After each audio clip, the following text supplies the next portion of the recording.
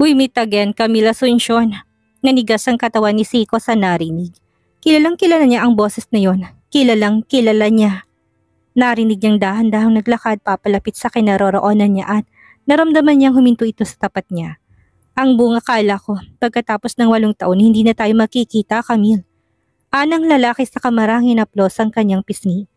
Ipinilig ni Zico ang pisngi at para bang diring-diri sa lalaking hindi nakikita. Pero nakapiring man ang mga mata, hindi siya maaring magkamali. Ang lalaking ito ay ang lalaking inakala niyang patay na. Si Elias Monsur. Walang hiya ka, buhay ka pa palang, hayop ka. Ang akala ko nasa impyerno ka na, hayop ka. Bulalas ni Zico sa lalaki. Napangisi naman si Elias sa narinig. Mukha talagang tumatak sa pagkatao ng babae dahil hanggang ngayon ay boses pa lang niya ay kilalang kilala na nito. You live a happy life. You had children with Sergio Reynoso. What if your children suffered because of what you did? Tanong ni Elias sa kanaupo sa silyang yari sa kahoy na nasa mismong tapat ng babae. What did we do to you? Lahat na nangyari sa'yo, ikaw may kagagawan.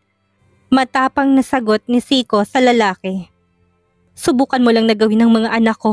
Ako mismong papatay sa'yo. Sa narinig ay humalakak si Elias na para bang nakarinig siya na nakakatawang biro. Really? I bet you can't kill me. You can't do anything without Sergio Reynoso by your side. Anang Elias, sabay haplos sa kalahating pisngi niya ng lapnos sa apoy. 8 years ago, pinalabas ni Mr. Chow na patay na si Elias sa pagsabog na malaglag ang sasakyan nito sa tulay. Pero ang totoo, nandun si Violet sa ilalim ng tulay at naghihintay para iligtas siya. Pero dahil sa pagsabog at tama ng baril, nahirapang makakilos si Elias. At dahilan para masunog sa naglalagablab na apoy ang kalahati ng kanyang katawan at muka. And to make it appear that he was dead, he used a fake human corpse and conspired with the forensic investigator to place his DNA on that corpse. Hindi mo alam kung anong kayang gawin ng isang ina. Buong loob na sigaw ni Zico. Para sa kanyang mga anak, handa siyang pumatay at mamatay. Hindi niya hayaang mapahamak ang kanyang mga anak at madamay sa gulong kinasusuungan niya. Kung kinakailangang ibuwis niyang sariling buhay ay gagawin niya. Sergio is still unconscious, so she has no one to rely on but himself. She has been prepared for anything that might happen ever since she received the death threat. This mess started with her, so she'll end it too. Well, tingnan natin kung anong kaya mong gawin. Nakangising sabi ni Elias saka tumayo na at tumalikod. Just behave if you want to live and see your family. Dagdag pa nito sa katuluyan ng lumabas ng kwarto. Naiwan si Zico na nalulumo pero kailangan niyang maging matapang. Gusto pa niyang makita ang kanyang pamilya, ang kanyang mga anak at si Sergio. Kaya hanggat kaya niyang lumaban ay lalaban siya para sa kanyang pamilya. Be careful because your boss might be the next to die. Pinakita ni Alex ang text message na yon kay Grudge Reynoso. Oras na siguro para ipaalam niya sa matanda ang nangyayari nang sa ganon ay matulungan siya nito sa dapat niyang gawin. May idea ka ba kung sinong maaaring nagpadala nito sa'yo? Tanong ni Grudge sa lalaki. Ayon sa ating mga computer expert, ang country codes ng text message ay galing sa China ang sender. China? Kunot noong tanong ni Grudge. And who do you think sent that? Sandaling nag-isip si Alex. Dahil walang malay ang kanyang boss at may nagtatangka sa buhay nito, kaya kailangan niya sabihin sa ama nito ang totoo. Dahil kahit na bumabagsak man ang Reynoso Group, hindi pa rin magpagkakailang malakas pa rin ang kapit ito sa malalaking tao. Sa tingin ko'y galing kay Mr. Chow ang text na yon, Sir Grudge. Mr. Chow, and who the fuck is that? Tanong ni Grudge na madilim ang anyo. Kahit matanda na ito at mahinay na intimidate pa rin sa isang tao sa aura nito, lalo pat mabalasik ang anyo nito sa tuwing nagagalit. Batid ni Alex na hindi kilala ng kausap ang lalaking tinutukoy niya. Si Sergio kasi ang tipo ng taong hindi nagsasabi ng personal na problema sa ama kaya naman wala itong kaalam-alam sa mga nangyayari sa sariling anak. Si Mr. Chow ang tao minsan nakalaban ni Sergio sa negosyo and I think he wants revenge. Pagsisinungaling ni Alex na diretsong tingin sa kausap. Hindi niya maaaring sabihin na dahil kay Miss Camille kung bakit nagkaroon ng alitan ng dalawa dahil maaaring maging mitya pa iyon para lalong hindi magkabati ang mga to. Nagtataka naman si Grudge siya narinig. Ano bang eksaktong ginawa ng anak ko para pagigantihan siya ng taong yun? Napilitan si Alex sa sabihin ng kalahati sa katotohanan ng nangyari sa China 8 years ago upang magkaroon ng ideyang matanda sa mga nangyayari. So is he taking revenge because the authorities discovered his illegal business because of my son? Paniniguro ni Grudge. Yes sir, yun pong tingin kong dahilan. Sandaling nanahimik si Grudge na para bang malalim na iniisip. Pero maya-may nagsalita din ito. Magpadala ka ng mga tauhan para magbantay kay Seryo. Magpadala ka rin ng mga tauhan natin sa China para hanapin kung nandun si Seiko. Sunod-sunod na utos ni Grudge. Okay sir, I'll take care of it.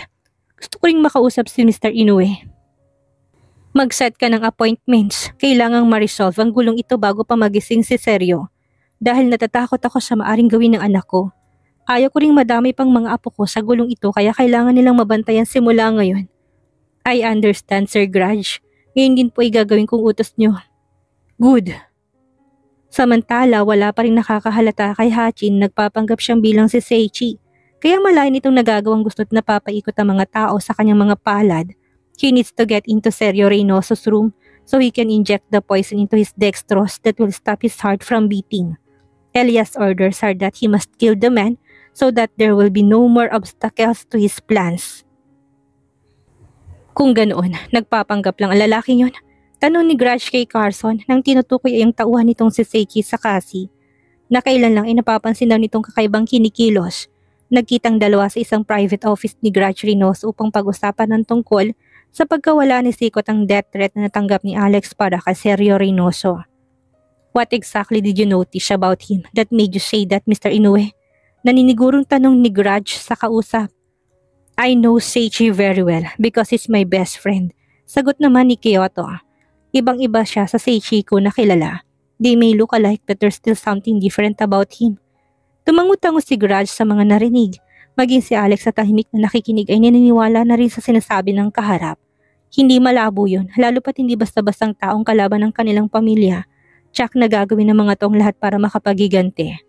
And who do you think that man is? Did he have plastic surgery? Tanong ni Grudge sa mag-ama. I have no idea. Ani Kyoto, I think siyang identical twin brother ni Seichi na kinupkop noon ni Mr. Chow. Sagot ni Carson, ikinagulat ng mga naroon lalo na si Kyoto.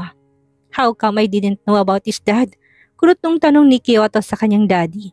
Even Seichi didn't know he had a twin. I only found out by accident when I fought Mr. Chow and saw a man who looked exactly like Seichi with him. Pag-amin ni Carson. Actually, inaasahan ko na mangyayari to sa makakaharap ang magkapatid sa ganitong sitwasyon. We need to catch that bastard. Baka kung ano nang ginawa nila kay Seiko at Seichi. Bulalas ni Kyoto na galit na galit. Wala siyang pakialam kahit na twin brother pa ng best friend niya ang lalaking yon, basta sinaktan nito ang kanyang pamilya ay wala siyang sasantuhin. Yesterday, he was in the hospital. Wala pa kaming kaalam-alam kung sinong taong yon. I think may masama siyang plano sa anak ko kaya naglagay ako ng mga bodyguards para bantayan siya. Anang Grudge.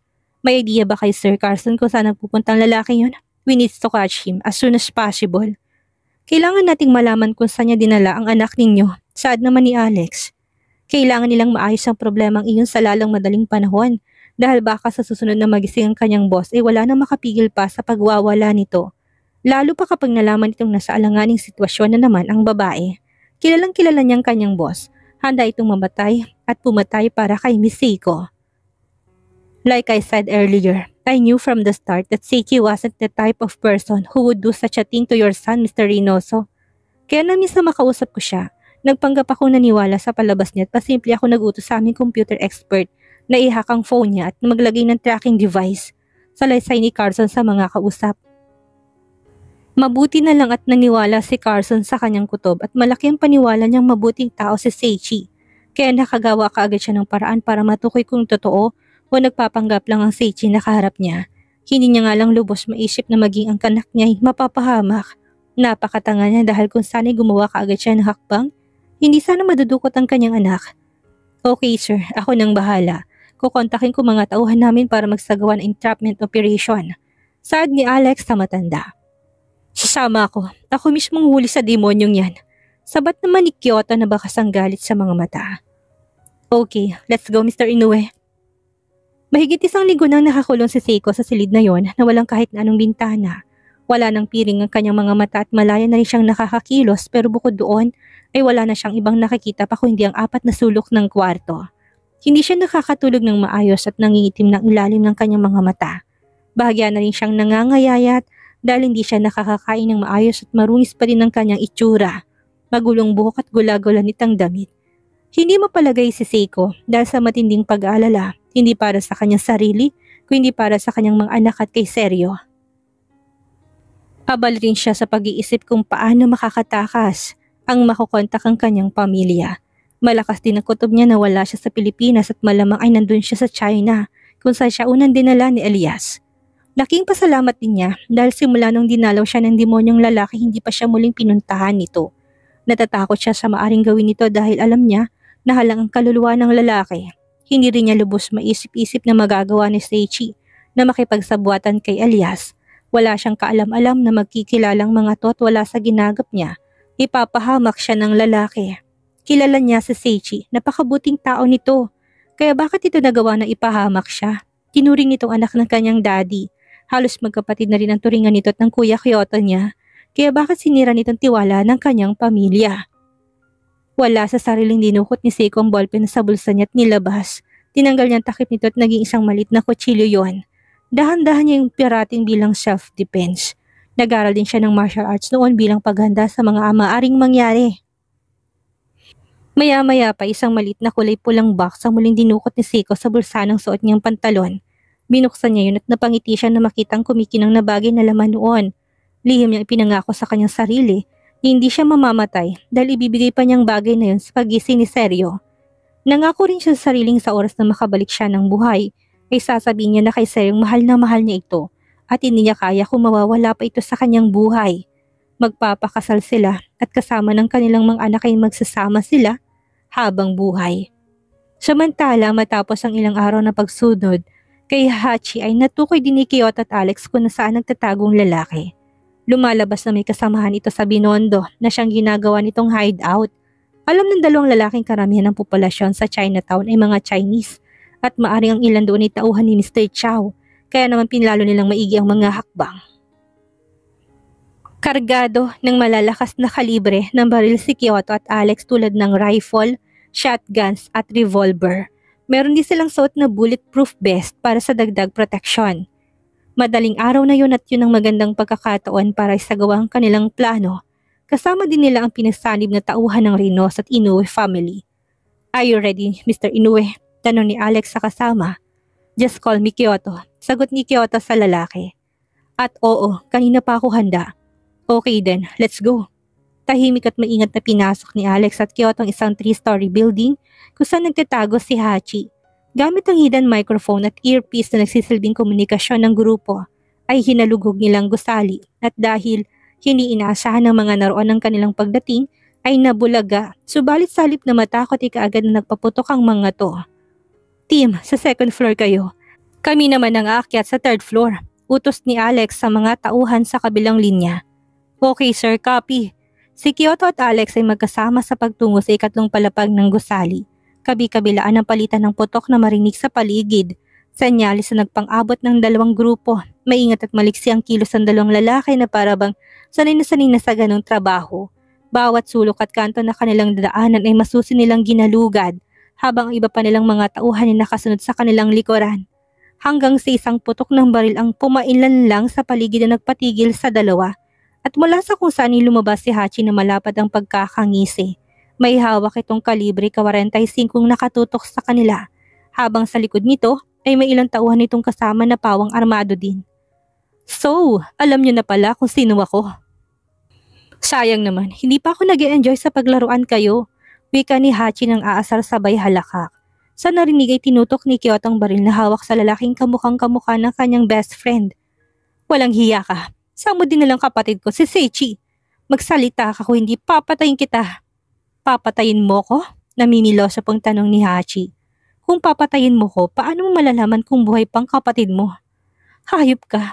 Papatayin kita kapag may nangyaring masama sa kapatid ko." Bulalas ni Kyoto habang nanginginig ang mga kamay na hindi inaalis ang baril sa lalaki. Kumalma ka, Kyoto. Yan talagang plano niya, ang galitin ka para mawala ka sa focus. Ani Alex sa lalaki. Kung gusto niyong malaman kung nasa ng babaeng yun, paalisin niyo ng mga tauhan nito at maiwan kayong dalawa. Utos ni Hachi sa dalawa. Alam niyang wala siyang laban sa mga ito lalo pat mas nakakalamang ang mga ito sa bilang ng tauhan kaya kailangan niyang tuso para makaalis sa lugar na yon ng buhay. At bakit naman kami susunod sa'yo? Alam mong dehado kayo kaya bakit kami susunod sa utos mo? Si Alex ang sumagot noon. Dahil sa sinabi niyo ni Alex ay nakaramdam ng galit si Hachi. Kaya sa halip na makipagnegosasyon pa ay basta na lang siyang nagpaputok at mabilis na tumakbo. Mas nanaisin pa niya ng mamatay kaysa magpahuli sa mga to dahil masisirang lahat ng kanilang mga plano.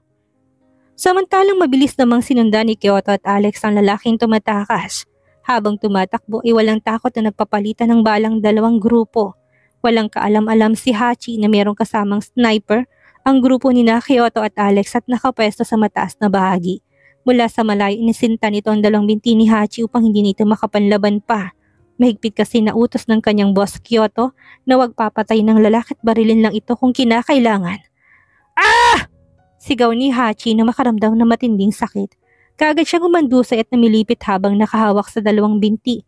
Dahil sugatan, hindi na nakapanlaban pa si Hachi at tuluyan na nga itong naabutan ni Kyoto at Alex. Maging ang mga tauhan nito isa-isa na ring humandusay sa sahig dahil sa tama ng baril. Saan mo dinalang kapatid kong hayop ka? Nagtatagi sa mga bagang na tanong ni Kyoto sa lalaki. Shit you, patayin mo na lang ako pero hindi mo malalaman kung nasaan ang kapatid mo. Sagot ni Hachi habang duguan. Sa galit ni Kyoto inundayan niya ito ng malakas na suntok na hindi kaagad ikinaputok ng ilong at labi nito. Hindi ko na ulitin pa, hayop ka, saan mo dinalang kapatid ko? Nang gagalaiting tanong muli ni Kyoto. Hindi ka ba nakakaintindi? Kahit napatayin mo ko, hindi ko sasabihin sa'yo. Ah! Malakas na tungal ni Hachi dahil walang sabi-sabing muling pinaputokan ni Kyoto ang binti ng lalaki na dati nang may baril. Tatanungin kita ulit, saan mo dinala ang kapatid ko? Nanilisik ang mga matang muling tanong ni Kyoto. Kung ako sa'yo, magsalita ka na kung ayaw mo sumabog ang ulo mo. Sabat naman ni Alex. Saka itinutok ang baril sa sentido nito. Narealize ni Hachi na wala na siyang pagpipilian pa. Alam niyang papatayin siya ng dalawa kung hindi siya magsasalita kaya bago pa gawin ng mga ito, ang bagay na yun ay inunahan na niyang mga ito. Inabot niyang baril ni Alex at tinutok sa ulo sa kawalang pag-alinlangan na kinalabit iyon. Nabigla si Kyoto at Alex sa ginawa nito pero kasabay nun ay nalumong dalawa dahil wala ng taong tanging makakapagsabi sa kanila kung nasaan si Seiko. Samantala sa kalagitnaan ng gabi ay naudlot ang mababaw na tulog ni Seiko na makarinig siya ng kaluskos na nanggaling sa nakalak na pinto. Dahil tahimik ang gabi, malinaw niyang naririnig na tila binubuksan iyon ng kung sino man. Sa takot na baka sa Elias yun ay mabilis siyang nagtago sa likuran ng cabinet at kinapa ang maliit na kutsilyo habang naghahanda sa anumang pagsugod. Kahit na madilim ang kwarto, malinaw naman ang paningin ni Seiko kaya't kitang-kita niya kung sino man ang taong nagtatangkang pumasok doon. Hanggat sa maya-maya ay bumukas ng pinto at pumasok doon ang lalaking may dahilan kung bakit siya naroon. Galit at matinding sama ng loob ang lumukob kay Seiko nang makita na si Seichi yun. Isang pagkakamali na nagtiwala siya sa lalaking yun. Seiko, where are you? It's me, Seichi. Nasaan ka? Tumakas na tayo. Pabulong na tawag ni Seichi sa babae. Pero napakunot noo siya nang makitang wala ang babae doon. Walang ibang paraan para makatakas si Seiko sa kwartong yun kaya bakit bigla tong nawala? Seiko, it's me. Where are you? Umalis na tayo. Muling pagtawag ni Seichi. Ngunit sa halip na sumagot ay maingat na gumapang si Seiko palabas sa kabilang bahagi ng kama upang magtago sa likod ng cabinet at maghintay ng magandang pagkakataon para undayan ng saksakan lalaki. Hey Seiko, listen to me. Hindi ako ang lalaki nagdala sa'yo dito. He's my twin brother, Hachi. At siya rin ang may pakana kung bakit ako nandito ngayon. Sa narinig ay nabitawan ni Seiko ang hawak na patalim sa kapuno ng pagtatakang lumabas sa pinagtataguan na tumarap sa lalaki. Ano sabi mo? Hindi ikaw ang lalaking yun? Naguguluhang tanong ni Seiko at saka lumapit sa lalaki. Yes, you heard it right. He's my missing twin brother who was adopted by Mr. Chow. Pag-ulit ni Seichi. Kaya pala, ibang kutob ko nang kausap ko siya. Feeling ko ibang Seichi ang kasama ko. Yun pala tama ako ng hinala. Nasagot na ang katanungan yun sa isip ni Seiko. Kaya palang ibang-iba ito sa Seiching kilala niya dahil kakambal ito ng lalaki. Pero bakit hindi niya alam ang tungkol sa bagay na yon? Pero kahit na ganoon, thankful pa rin siya dahil hindi si Seichi na kaibigan niyang gumawa ng bagay na yun sa kanya. Dahil hindi niya talaga mapapatawad ang lalaki kapag nagkataon. Saka na munang pagtatanong Seiko, tumakas na tayo habang busy pang mga tauhan ng matandang yon. Ani Seichi sa mabilis na hinila si Seiko palabas sa kwarto at may ingat na binaybay ang mahabang hallway kung nasaan ang daan patungo sa exit ng mansyong iyon. Nang dalhin si Seichi sa lugar na yon, pasimple niyang pinag-aralan ng paligid habang nag-iisip ng paraan kung paano makakatakas. Maging ang kilos ng mga tauhan ni Mr. Chow ay matnyatsagan niya. Kung anong oras natutulog, kumakain, at nagpapalitan ng mga to ng pagbabantay ay tinatandaan niya. Bukod kay Uncle Carson, walang ibang nakakaalam na bukod sa pagiging lawyer, si Seichi ay personal bodyguard din ng matanda. Kaya naman bukod sa magaling sa martial arts ay bihasa rin siyang gumamit ng armas tulad ng baril ng samurai. Si Seichi ay personal na sinanay ni Carson sa pakipaglaban, kaya hindi itong tipo ng tao na basta-bastang mapapatumba ng pipitsuging kalaban. Si Carson naman noong kabataan ay miyembro ng pinakamalaking grupo ng Yakuza sa Japan. Subalit nang makilala nito si Rebecca ay tumiwalag ito sa grupo at nagbagong buhay. Sa grupo siya natutong makipaglaban kaya naman ang mga natutunan niya ay tinuro niya kay Seichi. Nang makarating sa likurang bahagi ng mansyon ay wala ni isang tao nagbabantay doon. Tamang hinala niya sa mga oras na yon ay sandali nagpapahingang mga tauhan ni Mr. Chow. Kapag sinabi kong takbo, tumakbo ka Seiko. Dagdag pa ni Seichi habang lumingalinga sa paligid. Nagkukubli dalawa sa likod ng pader na kung saan tanaw na nila ang box gate at mayroong dalawang bantay. Kayang-kaya ni Seichi na patumbahin ang dalawang yon pero nag-alala siya sa kaligtasan ni Seiko dahil bukod sa sarili ay wala siyang dalang armas na pang self-defense. Hindi ako aalis nang hindi ka kasama, Seichi. Sagot naman ni Seiko habang nakatingin sa lalaki. Hindi tayo makakatakas kung walang maglalansi sa dalawang yon, bulong ni Seichi. Nainginuso ang dalawang bantay sa gate na nakatalikod sa gawin nila. Don't worry, sa oras na makalabas ka, pinapangako kung susunod ako. Dagdag pa nito sabay masuyong ngumiti. Bakit? Hindi kayang gawin ni Seiko ang bagay na yon. Lahat na lang ng mahalagang tao sa buhay niya ay napapahamak dahil sa kanya. Kaya kung may isang taong mga dapat maiwan ay siya yon at hindi si Seichi. No but, Seiko. Alam ko kung anong iniisip mo pero wag mo nang ituloy. Kung gusto mong makauwi sa pamilya mo, sundin mo ang sinasabi ko. Pumunta ka sa Philippine Embassy dito sa China, tumingi ka ng tulong para makauwi ka. Ani Seichi na baka sa mukhang determinasyong makatakas. Pero paano ka? Hindi kita kayang iwan, Seichi. Naiyak na wika ni Seiko. Dalawa tayong tatakas dito. Hindi ako aalis. Tuluyan na ngang naiyak si Seiko ng mga sandaling yon. Isa si Seichi sa tinuturing niyang mahalagang tao sa buhay niya. Kaya hindi niya kayang iwan ito sa ganitong sitwasyon. Listen to me, Seiko. Hinawakan ni Seichi ang babae sa magkabilang balikat at tinitigan ng diretso sa mga mata. Kailangan mong makauwi. Naghihintay sa iyong mga anak mo. At si Seryo, don't worry about me. Susunod ako sa iyo, okay? Pinunasan pa niya mga luha nito gamit ang kanyang palad. Magpapakita ako sa kanila at kapag hinabol nila ako, tumakbo ka na papunta sa gate, okay? Utos pa ni Seichi pero natili lang na umiiyak si Seiko at hindi sumasagot. Seiko, please. Gawin mo to para sa pamilya mo at para sa akin. Sundin mo ang sinasabi ko. Pagmamakaawa naman ni Seichi. Lahat ay kaya niyang gawin para kay Seiko dahil bukod sa mahalaga ito sa kanya ay nangako rin siya sa ama nito na poprotektahan niya ito kahit nabuhay niya ang kapalit. Please, nakikiusap pa na wika ni Seichi. Wala namang nagawa sa Seiko kung hindi tumayo na lang. Pinunasan ng lalaki ang kanyang luhat masuyong umiti sa kanya. Ginantihan naman niya ito ng matamis na ngiti kahit na mabigat sa kanyang dibdib. Mag-iingat ka, Seichi. Usal ni Seiko sa lalaki sa hinawakan ng kamay nito ng mahigpit. Sa narinig ay kuminat pa si Seichi sa babae at sinabing, Don't worry, ako pa ba? Promise, susunod ako sa iyo pabalik sa Pilipinas. Matapos nun ay sumeryoso ng anyo niya at tumingin sa dalawang bantay na merong hawak na baril. Kung sa pisikal na laban ay kaya niyang mga to, pero dahil may armas sa mga to ay alam niyang nakalagay sa alanganin and worst, baka doon na siya mamatay. Ready ka na. Tumakbo ka kaagad kapag nalansi ko sila, okay? Mabilis na tumango si Seiko kahit na napipilitan. Okay, good. Anang Seichi sa kamarang hinaplos ang buhok nito.